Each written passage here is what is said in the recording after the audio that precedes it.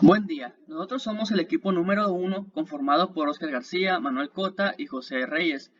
Expondremos de manera virtual, debido a la contingencia que azota al país y al mundo, el tema de progreso constructivo de la carretera Ciudad Obregón, Estación Don.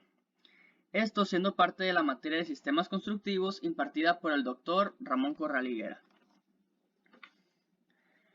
Primero que nada quiero enseñar un video el cual muestra los aspectos de diseño. Este es un video del gobierno federal. La misión del gobierno de la República es mover a México, y la infraestructura carretera cumple una función fundamental en esta tarea, porque es el sistema circulatorio que nutre la competitividad y la productividad de todas las regiones de nuestro país. Así, las autopistas y carreteras mueven a México. Con esta visión, se da paso a la modernización y ampliación en la autopista Estación Don Nogales, en sus tramos Navojoa, Ciudad Obregón y Hermosillo, Santa Ana. Obras que impulsarán el desarrollo económico de Sonora, una entidad de gente trabajadora y vocación productiva. El gobierno de la República avanza en la modernización y ampliación de la autopista Estación Don Nogales, de 652 kilómetros en su totalidad, al poner hoy en operación los tramos Navojoa, Ciudad Obregón y Hermosillo, Santa Ana, con una longitud de 60 y 37 kilómetros. La obra consiste en la ampliación del ancho de los dos cuerpos de la carretera existente, de 7 metros el cuerpo izquierdo y 9 metros el cuerpo derecho, a 10.5 metros de ancho cada uno, para alojar 2 carriles de circulación por sentido y amplios acotamientos laterales. Con una inversión de 760 millones de pesos en el tramo Navojoa, Ciudad Obregón, y 622 millones de pesos en el tramo Hermosillo, Santa Ana, la obra dará servicio a un tránsito diario estimado en 11.400 vehículos, brindando a los usuarios mayor seguridad y mejor operación en los recorridos de largo itinerario. Elevará el nivel de servicio del tramo y permitirá reducir el número de accidentes. Haciendo un pequeño resumen sobre los aspectos de diseño, menciona que el proceso consiste en ampliar los cuerpos existentes o pues la carretera que ya está construida a tener una sección transversal de 10.5 metros de cada cuerpo y tramos de 459 kilómetros y 651.7 kilómetros. Asimismo, menciona que las secciones transversales de cada sentido son de 10.5 metros, los cuales son 2 carriles de circulación de 3.5 metros cada uno y 2.5 metros de un acotamiento externo y 1 metro de un acotamiento interno. Hablando sobre las etapas de construcción de una carretera en general, se comprenden ciertos pasos que vienen siendo los preliminares: limpieza, desmonte y destronque, movimiento de tierras, construcción de drenaje, construcción de subbase y base, construcción de superficies de pavimentos, construcción de estructuras de puentes y colocación de señales y marcas de tráfico. Los preliminares constan de actividades relacionadas a los trabajos iniciales de toda obra de infraestructura vial, pues como lo son, además de los estudios de mecánica de suelos, información geotécnica e información geológica. Se requiere la información de la ubicación del proyecto, como la georreferenciación, en la cual este proyecto se ubica en el norte del país de México, siendo más preciso en el estado de Sonora, que lo recorre casi de inicio a fin. Y tiene unas coordenadas en su ubicación de latitudes. Esta es una información de la Secretaría de Comunicación y Transporte, y la anterior es una información proveniente de INEGI. También se tiene en cuenta en las preliminares el mantenimiento de tránsito y seguridad vial. Esto es para prevenir percances o accidentes y tener una buena ejecución tanto de los trabajadores en la obra como el flujo de tráfico. Suelen ser temporales y dependiendo del tamaño de la obra se puede tomar que los 2 carriles que van en un sentido se haga un carril para ambos sentidos. Entonces esto se toma dependiendo más que nada si se está trabajando con los 2 carriles a la vez o uno por un momento y después el otro. En la limpieza, desmonte y destronque consiste en retirar árboles, plantas, maleza, escombro o basura, ya que la mayoría de las personas tienen la idea errónea de que en algún, digamos, predio inhabitado llegan a tirar su escombro o su basura. En el video se muestra cómo se realiza un estronque de un árbol, desde su raíz hasta pues todo lo que complementa lo que viene siendo el árbol.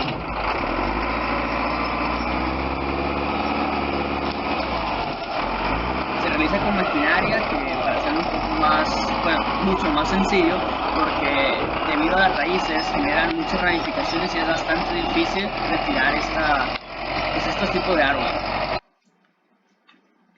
Y el movimiento de tierras es la operación de cortar y remover cualquier clase de material independientemente de su naturaleza o sus características, dentro o fuera de los límites de construcción, para incorporar una construcción de rellenos o terraplenes como se relacionan con la carretera. Aquí menciona dentro o fuera de los límites de construcción. Esto quiere decir que dentro, pues, se realizan los cortes y los terraplenes para llegar a la cota indicada en el plano o en el proyecto, perdón. Pero fuera de los límites de la construcción se utilizan cortes más que nada para utilizar material para el terraplén. A veces los cortes realizados dentro del proyecto no es material suficiente para utilizarlo como el terraplén, o bien el material no constituye las características apropiadas para hacer un terraplén pues bastante rígido que tenga la resistencia apropiada. Entonces se utilizan depósitos de materiales o cortes en otra zona que ya se hayan hecho los estudios previos y que pues tenga las buenas características para hacer un terraplén. Hablaremos aquí sobre las características de un terraplén. El corte lo daremos como obvio porque no tiene mucha ciencia, podríamos decir, debido a que simplemente se hace el corte para llegar tanto a la cota indicada o bien utilizarlo como banco de material, como ya lo había pues mencionado.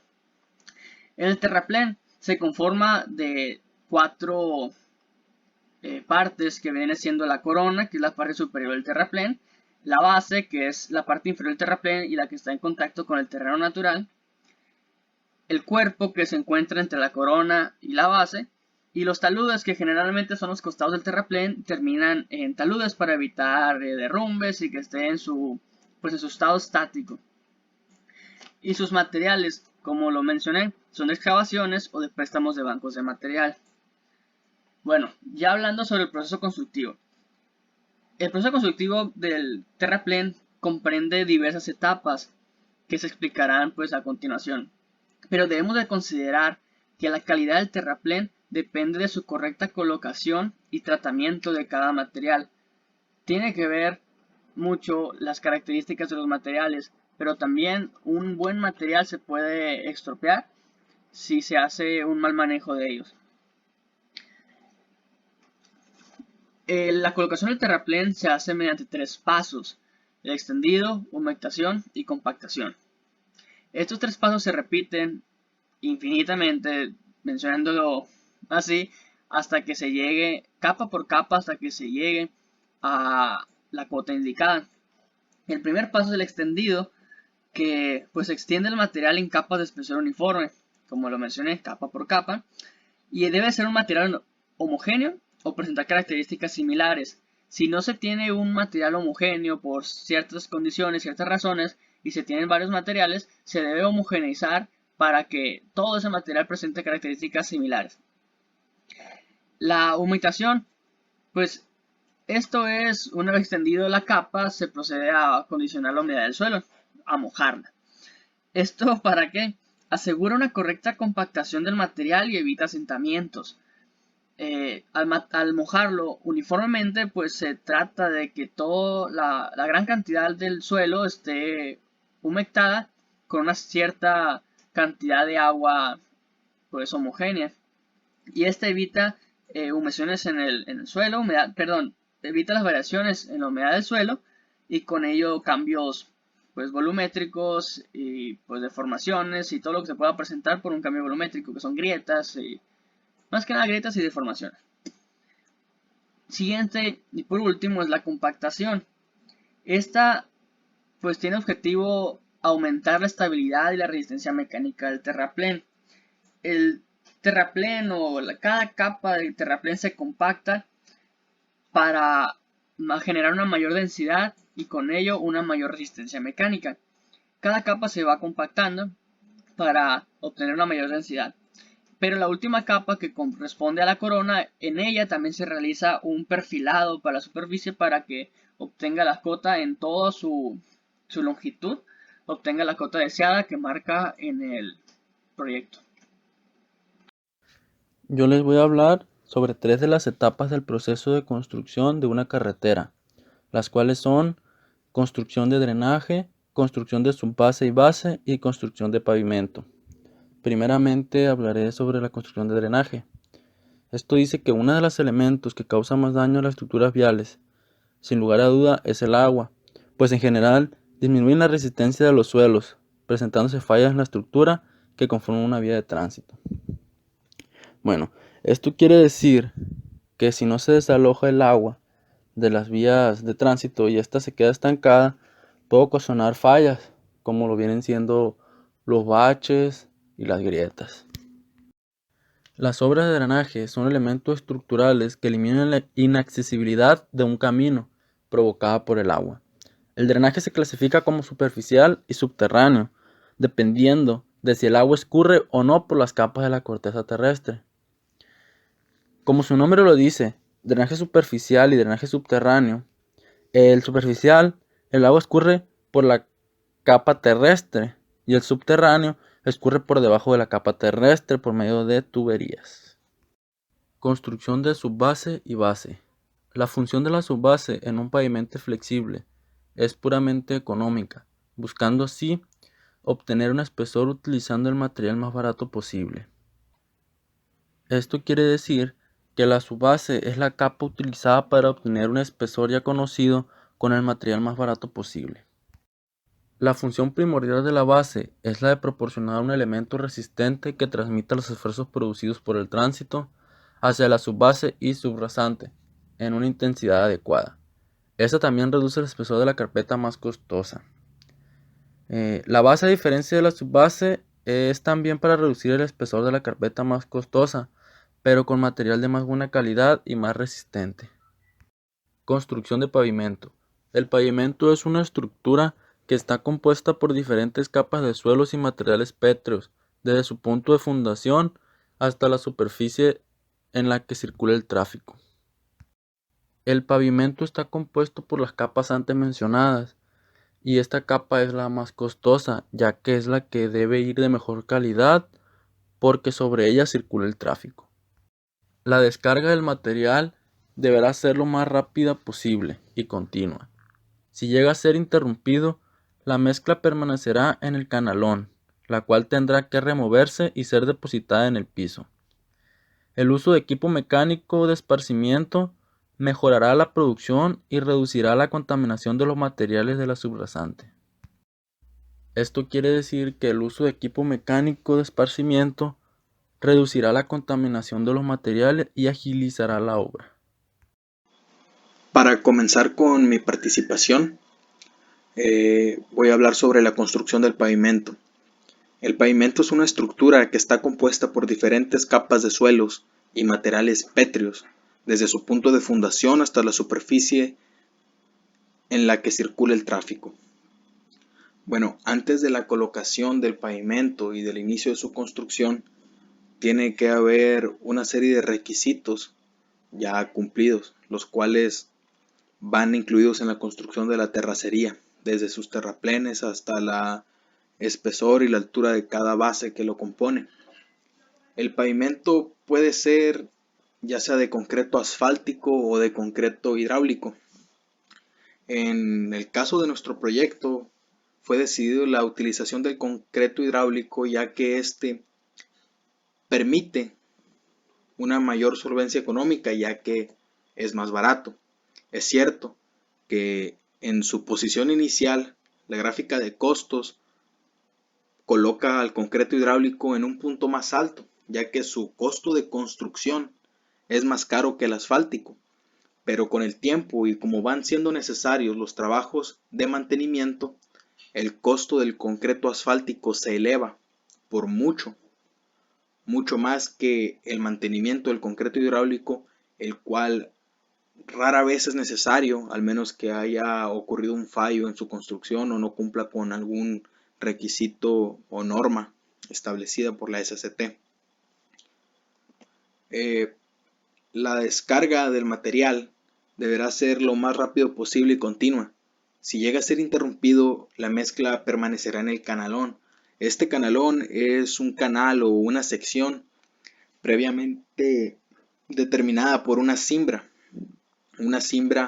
la cual colocamos anteriormente a esta descarga.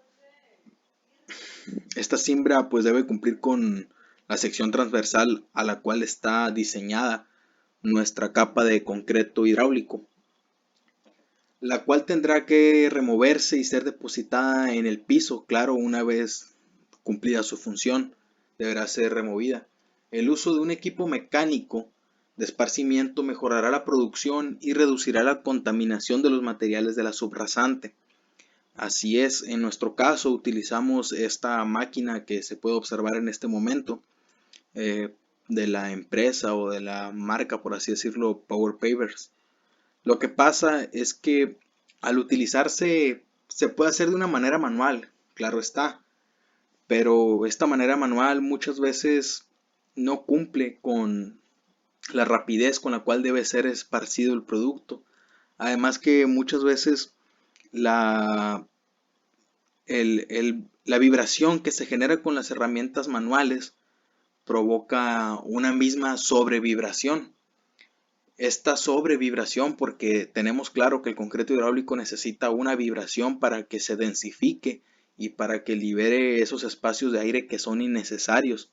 Sin embargo, si esta vibración se sobrepasa, caemos en esta sobrevibración, la cual nos trae como consecuencia que perderíamos la permeabilidad.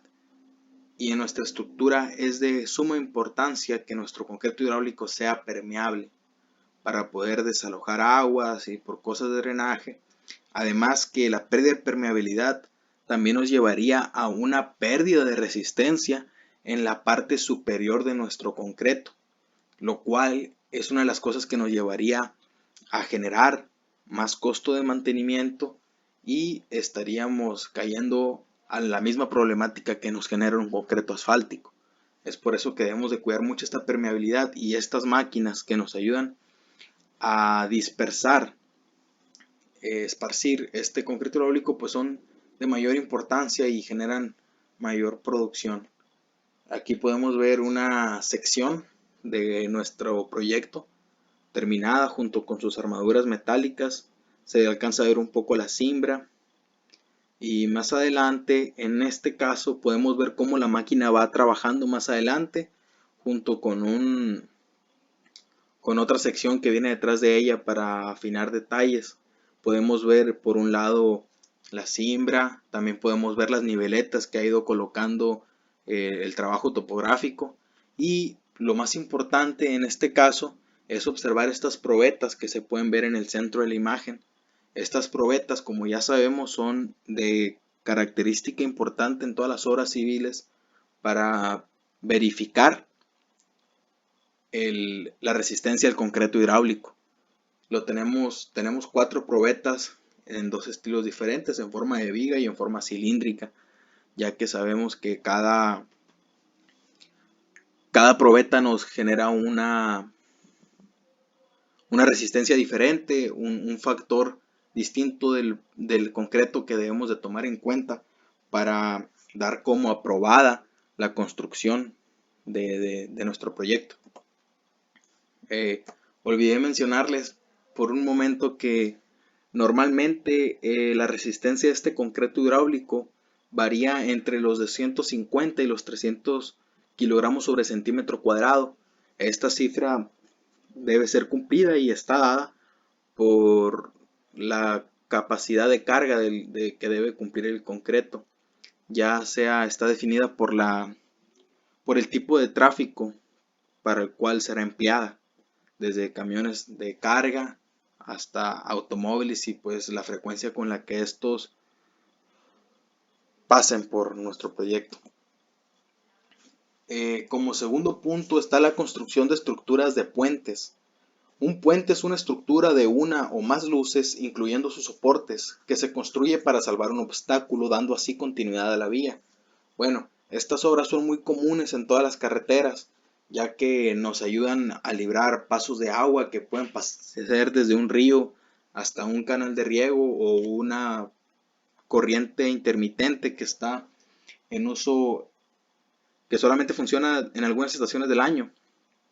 Sin embargo, también son necesarias para saltar, como se nota aquí en la imagen, saltar tramos de otra vía para poder desviar los automóviles de una salida a otra, para entroncar a otra carretera. Son necesarios hacer todos estos puentes, estos saltos, que su cálculo, su sistema constructivo están en otra categoría. Sin embargo, pues tienen que ser mencionadas en nuestro proyecto, ya que hubo algunos. Está como último punto de construcción la colocación de señales. Este tipo de trabajos abarca desde la señalización vertical, que muchas veces podemos verlo como avisos de que se aproxima una curva, como notificaciones de la velocidad permitida, y desde señalizaciones de entronques a otros lugares o otras carreteras. También hay señalizaciones horizontales, las cuales normalmente pues es la señalización de un carril. Las conocemos como líneas continuas, como líneas pues punteadas, líneas amarillas, que delimitan el lugar por el cual nosotros podemos transitar con nuestro vehículo.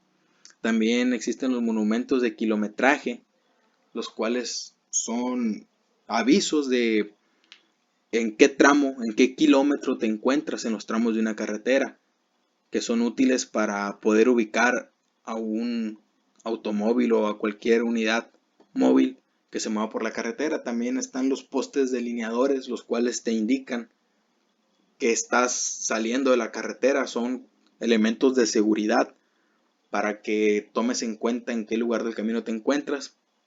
Y por último están las defensas para carreteras y puentes. Estas defensas pues también son un elemento de seguridad para evitar que si ocurre un accidente el automóvil deje la vía. Es para la protección del mismo automóvil y para la protección de ya sea comunidades que estén cercanas ahí o cualquier cosa, incluso podría ser hasta otro tramo de la carretera. Estas defensas son de suma importancia para salvaguardar la vida de las personas.